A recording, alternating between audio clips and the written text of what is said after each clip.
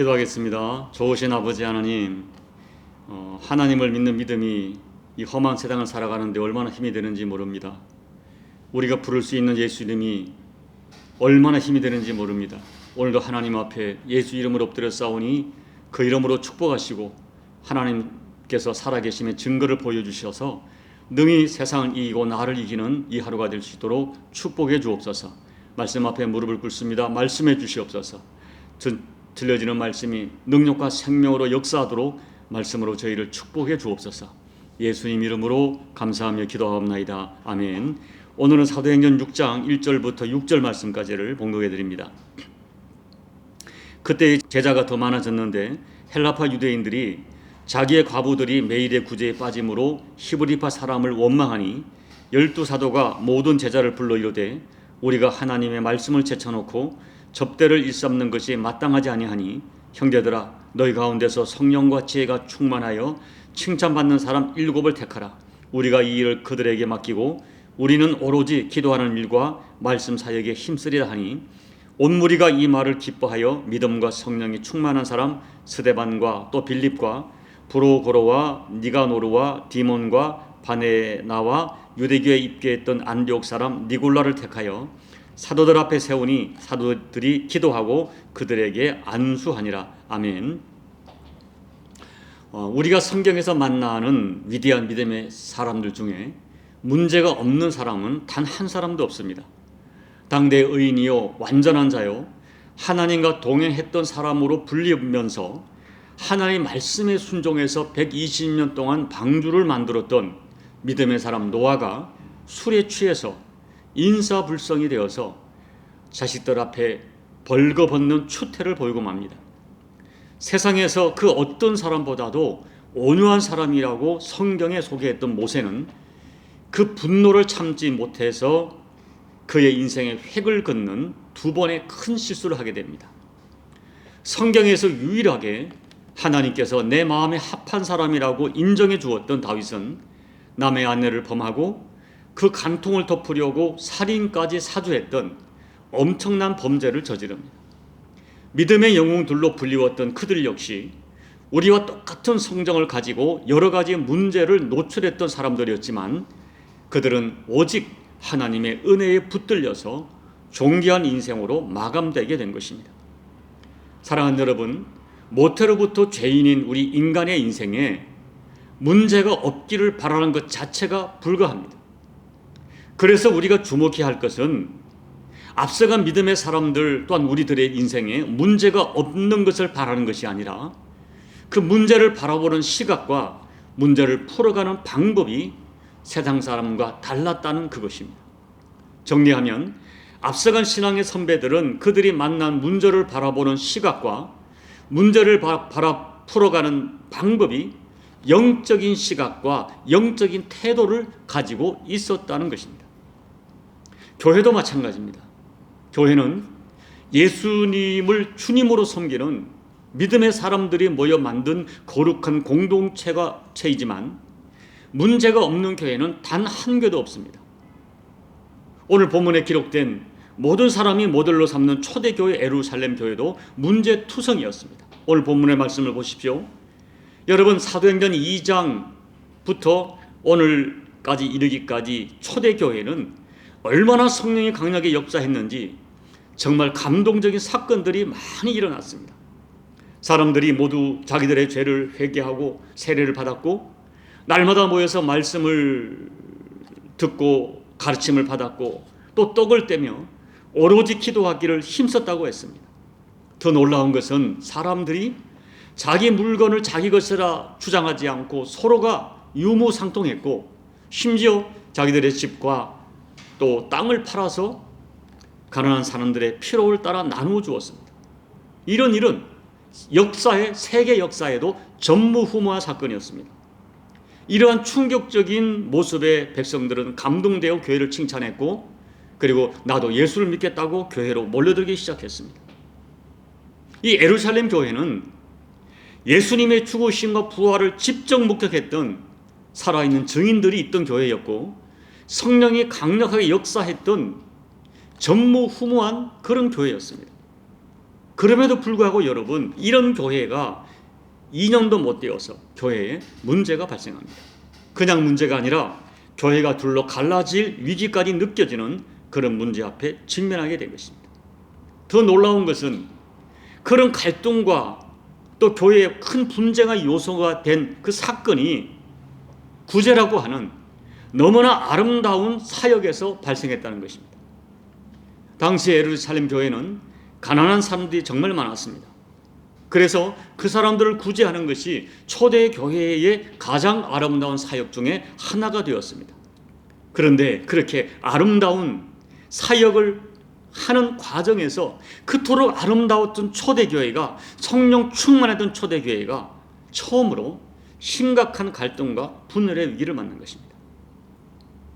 그때 예루살렘 교회는 조금 다른 두 부류의 유대인들이 공존하고 있었습니다. 한 부류는 유대 땅에서 태어나서 평생 유대 땅에 살고 있던 본토 유대인들인데 그들을 일컬어 히브리파 유대인이라 불렀고, 또 한 부류는 유대인이 분명하지만 헬라 문명권인 지중해 연안에 흩어져 살다가 조국 땅에 돌아와서 살게 된 헬라파 유대인들이 있었습니다. 그런데 이 구제 사역이 히브리파 유대인들에게는 구제가 잘 되었는데 헬라파 과부들이 구제에 빠지는 일이 자주 일어난 것입니다. 그런데 이 문제가 점점 커져서 헬라파 유대인들이 히브리파 유대인들을 원망하는 문제로 크게 발전하게 된 것입니다. 사랑하는 여러분, 성경에서 이 사건을 중요하게 기록했고 12사도와 제자들이 모여서 긴급회의를 한 것을 보면 당시에 이 사건은 작은 사건이 아니었던 것입니다. 그러나 성경이 이 사건을 중요하게 다루는 진짜 이유가 있는데, 그것은 원망이라고 하는 우리 인생과 또 가정과 교회와 국가의 공동체를 파괴하는 무서운 속성을 가진 그것이 이 분쟁의 원인이 되었기 때문입니다. 여러분, 원망은 정말 무서운 죄입니다. 성경을 보면 원망은 한 공동체를 무너뜨리기 위해서 사탄이 가장 잘 사용하는 강력한 무기입니다. 출애굽해서 가나안으로 가던 이스라엘 백성 중에 많은 사람이 그 1세대 40살 이상의 1세대가 전부 광야에서 죽고 멸망한 이유가 무엇입니까? 원망 때문에 멸망한 것입니다. 툭하면 원망하는 이스라엘 백성들에게 하나님께서 말씀하시기를 너희 원망하는 말이 내 귀에 들린 대로 내가 너희에게 행하겠다고 경고하셨습니다. 그래서 고린도전서 10장 10절에서 바울은 말씀하기를 그들 가운데 어떤 사람이 원망하다가 멸망시키는 자에게 멸망되었나니 너희는 원망하지 말라. 그들에게 일어난 이런 일은 본보기가 되고 또한 말세를 만난 우리를 깨우치기 위하여 기록되었니라 라고 원망에 대하여 강하게 경고하고 있는 것입니다. 오늘 우리가 가족 간의 교우 간에 정말 조심할 제1번이 원망과 불평입니다. 왜냐하면 원망은 진짜 망하는 죄이기 때문입니다. 원망은 처음에는 사소하게 시작하다가 금방 누룩처럼 퍼져서 서서히 공동체 전체를 함몰시킵니다. 이러한 원망의 속성으로 볼 때 헬라파 사람들의 원망을 사도들이 알게 되었을 때는 이미 원망이 온 교회를 덮고 있는 그런 상태였을 것입니다. 그래서 사도들은 이 문제의 심각성을 깨닫고 즉시 이 문제를 해결하기 시작했습니다. 거듭 말씀을 드립니다. 원망과 불평은 우리 개인의 인생이나 우리가 맺고 있는 모든 인간관계를 파괴하려는 사단이 가장 선호하는 무기라는 진실을 잊어서는 안 됩니다. 그래서 성경에서는 이 원망의 문제를 심각하게 다루는 것입니다. 놀랍게도 사탄은 모든 조건이 완벽하게 조성되었던 에덴 동산에서조차도 하와에게 접근해서 원망과 불신을 불어넣고 그 원망과 불신으로 결국 범죄에 이르게 했던 것입니다. 그래서 이 오카노 목사님께서는 살아생전에 말씀하기를 우리 마음에 누군가를 향하여 불신과 원망의 생각이 들어오는 것을 어떻게 표현했는가 하면 내 인생을 파괴하고 내가 맺고 있는 인간관계를 깨트리려고 사단이 내 인생의 초인종을 누르는 것이라는 기가 막힌 표현을 했습니다. 원망과 비판의 결론은 관계의 파괴입니다. 그래서 주님은 직접 말씀하기를 비판하지 말라, 원망하지 말라. 우리 주님이 정확하고 분명하게 말씀하고 경고하셨습니다. 여러분 기억하십시오. 우리 중에 어떤 사람도 완전하지 못합니다. 그리고 지상에 존재하는 어떤 교회도 완전하지 못합니다. 그래서 비판하고자 하면, 원망하고자 하기만 하면 벗어날 수 있는 사람도, 벗어날 수 있는 공동체도 전혀 없습니다. 그래서 예수님께서는 우리에게 서로의 약점을 인정하고 그 약점을 서로가 불쌍히 여기고 서로가 짐을 지라고 하셨지, 비판하고 원망해서는 안 된다고 강력하게 말씀하셨던 것입니다.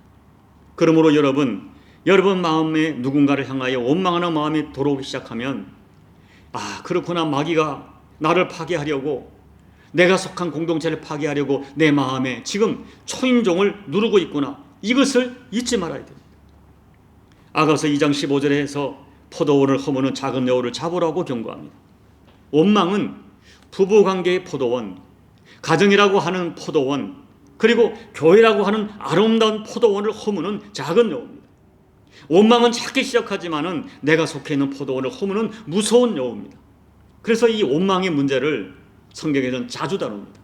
여러분, 오늘은 시간이 많지 않기 때문에 그렇다면 초대교회가 어떻게 이 원망의 문제를 해결했는지는 내일 말씀을 드리겠습니다. 오늘 결론적으로 거듭 말씀드립니다. 사소한 원망을 무시하지 마시고 경계하셔야 됩니다. 여러분의 아름다운 포도원, 가정이란 포도원, 교회라고 하는 포도원을 허무는 이 원망이란 작은 여우를 무시하지 말고 정신을 차려서 잡아내셔야 됩니다. 그리하여 원망으로 말미암아 무너지지 않는 여러분 모두가 되시기를 예수님 이름으로 축복합니다. 아멘. 우리 찬송가 263장을 찬양하겠습니다. 이 세상 험하고 나 비록 약하나 늘 기도 힘쓰면 큰 권능 얻겠네. 주의 은혜로 대속 받아서 피와 같이 붉은 죄 눈같이 희겠네. 주님의 권능은 한없이 크오니 돌 같은 내 마음 곧 녹여주소서. 주의 은혜로 대속 받아서 피와 같이 붉은 죄 눈같이 희겠네. 내 마음이 약하여 늘 넘어지오니 주 예수 힘주사 굳세게 하소서. 주의 은혜로 대속 받아서 피와 같이 붉은 죄 눈같이 희겠네. 죄사함 받은 후 새 사람 되어서 주 앞에 서는 날 늘 찬송하겠네. 주의 은혜로 대속 받아서 피와 같이 붉은 죄 눈같이 희겠네. 아멘. 아버지 하나님, 그토록 아름다웠던 공동체, 성령님이 강력히 역사했던 공동체, 그리하여 아버지 하나님, 내게 있는 재산까지 팔아서 서로에게 나눠주었던 너무나 충격적인 사랑을 나누었던 초대교회가 구제라고 하는, 어떻게 보면 가장 아름다운 이 신앙 행위 때문에 갈등하고 분쟁하는 너무나 어처구니 없는 사건을 보았습니다. 아버지 하나님, 이것은 초대교회의 문제가 아니라 우리에게도 항상 일어날 수 있고 언제나 일어날 수 있는 문제임을 오늘 주님 앞에 고백합니다. 하나님 아버지, 우리가 받은 은혜와 사랑을 생각하기보다는 얼마나 자주 원망하고 작은 일에 불평하는지 모릅니다. 원망 때문에 내 심령이 상하고 우리 부부관계와 가족관계와 교회 공동체가 얼마나 자주 상처받는지 오늘 다시 한번 깨닫기를 원합니다. 그래 하나님 아버지, 원망이 일어날 때 사단이 나를 시험한다는 사실을 깨닫고 정신을 차리고 깨어서 원망을 대적할 수 있는 우리 교우들의 영성이 될 수 있도록 은혜 베풀어 주옵소서. 오늘 말씀을 기록하여 아버지, 우리에게 원망이란 죄에 걸려들지 않기를 원하시는 하나님의 심령을 깨달아 원망 앞에 진작에 각성하여 원망으로 무너지지 않는 우리 교우들 될 수 있도록 은혜 베풀어 주옵소서. 예수님 이름으로 감사하며 기도하옵나이다. 아멘. 사랑하는 여러분, 원망은 우리 가운데 너무나 흔하지만 그 파괴력은 무섭습니다.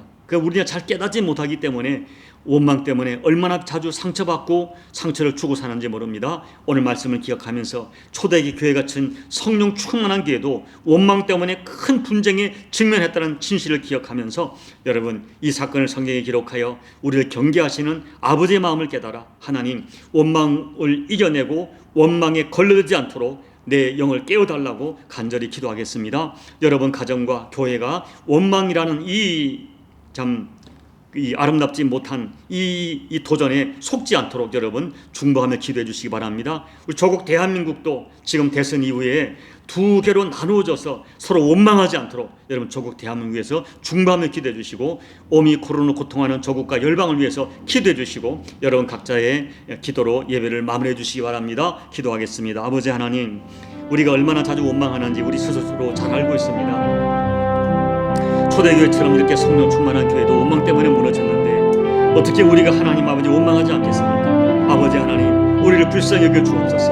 원망이란 죄에 대하여 자유로울 수 없는 우리를 불쌍히 여겨 주옵소서. 출애굽한 이스라엘 백성이 광야에서 툭하면 원망하고 툭하면 불평했던 것들이 우리들의 모습인 것을 기억합니다. 이런 지나간 역사에 원망 때문에 멸망되고 분쟁했던 역사를 기록한 것은 후대를 살아가는 저희들도 예외 없이 원망할 수 있는 존재임을 아시고, 이것을 기록하여 저희를 깨우치시니 이 말씀 앞에 다시 한번 자신을 돌아보고 혹이라도 우리 부부관계에, 우리 가족관계에, 우리 교우관계에, 아버지 나라와 민족 가운데 내가 원망하고 불평하여 관계를 깨트리는 그런 악한 도구로 쓰임받지 않기를 하나님 앞에 소원하며 기도할 때에 하나님, 우리에게 맑은 영성을 더해주시고 맑은 영감을 더해주셔서 이 원망의 문제를, 불평의 문제를 능히 이겨내는 우리 모두가 될 수 있도록 아버지 하나님 도와주옵소서. 아버지, 늘 원망보다는 주께 받은 은혜를 기억하면서 감사함으로 원망을 이겨내는 저희가 되게 도와주시고, 주님이 나와 함께 계심을 믿는 믿음을 가지고 자족하는 믿음으로 원망과 불평의 요소들을 이겨내는 저희가 될 수 있도록 아버지 하나님 은혜 베풀어 주시옵소서. 오늘도 말씀을 통해 주신 교훈이 우리 교우들의 심령에 살아 역사하게 도와주시고, 내일로 이어지는 이 원망의 문제를 어떻게 풀었는가를 기억하면서 지금 원망 가운데 깨어지고 부서진 관계가 있다면 이 관계를 회복하여 하나님 앞에 영광 돌리는 우리 가정 공동체, 교회 공동체가 될 수 있도록 은혜 베풀어 주옵소서. 아버지 하나님 은혜 베풀어 주옵소서. 아버지 하나님 역사하여 주시옵소서. 오늘도 함께 하실 주님을 찬양합니다. 말씀으로 다스려 주실 주님을 찬양합니다. 나라와 민족과 열방을 위해 기도합니다. 특별히 조국 대한민국 대선 이후로 여전히 나누어진 마음들이 하나님 아버지 하나 될 수 있도록 도와주옵소서. 새로운 대통령에게 지혜를 더해 주셔서 이 백성들의 마음을 아우를 수 있는 지혜를 더해 주시고 명철을 더해 주셔서 아버지 하나님, 정말로 이 백성 너무 오랫동안 이념으로 나눠져 있고 지방으로 나눠져 있고 세대가 나눠져 있는데 아버지 하나님, 우리들의 심령이 부족한 가운데서도 하나님 아버지 하나가 되게 도와주시고, 특별히 조국 대한민국 교회가 이 일을 주도하여서 하나됨을 이룰 수 있도록 아버지 은혜 베풀어 주옵소서. 오늘도 교우들의 엎드려 강구하는 모든 강구의 제목들이 하나님께 연락되어지고 아버지께 연락될 수 있도록 아버지 은혜 베풀어 주옵소서. 은혜 베풀어 주시옵소서.